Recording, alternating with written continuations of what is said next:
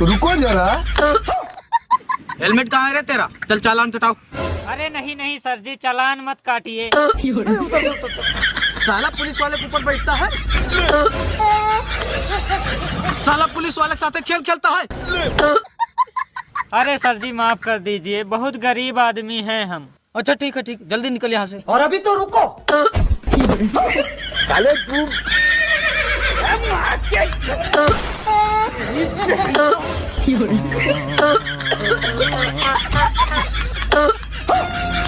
सारी बात